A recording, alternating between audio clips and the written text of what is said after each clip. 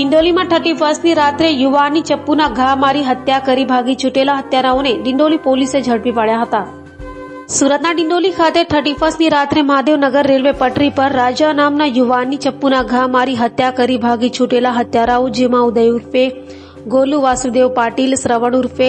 રાહુલ ઉમર વેસ અને હિમાંશુ મોર્યાને ડિંડોલી પોલીસે ગણતરીના કલાકોમાં ઝડપી પાડી સળિયા પાછળ ધકેલી દીધા હતા। 31 ડિસેમ્બરની રાત્રિના સમયે ડિંડોલી પોલીસ સ્ટેશનના નવાગામ વિસ્તારમાં રેલવેની પટરી પાસે એક મર્ડરનો બનાવ બન્યો હતો। આ ઘટનામાં હકીકત એ મુજબ છે કે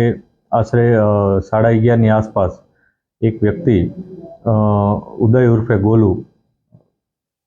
ગોલુ વાસુદેવ પાટીલ આ નામનો વ્યક્તિ ત્યાં રેલવે પટરી પર બે માણસો બેસેલા હતા, એને જઈને ચપ્પુના ઘા મારે છે અને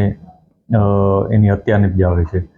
આ બનાવના મૂળમાં જતા પોલીસને માહિતી મળી છે કે આશરે 11 વાગ્યાની આસપાસ આ ઉદય ઉર્ફે ગોલુ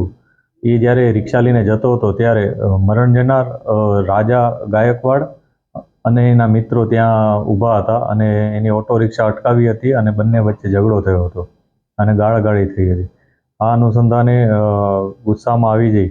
અને એણે જે હત્યા કરનાર વ્યક્તિ છે એણે પોતાના બે મિત્રો રાહુલ રાજકુમાર ઉમરવેશ અને હિમાંશુ ઉર્ફે કાંચા વિજય મોર્યા આ ત્રણેય વ્યક્તિઓ ત્યાંથી ગયા અને ઘરેથી કેક કાપવાનું ચપ્પુ લઈને આવ્યા અને સાથે લાકડા પણ લઈને આવ્યા હતા અને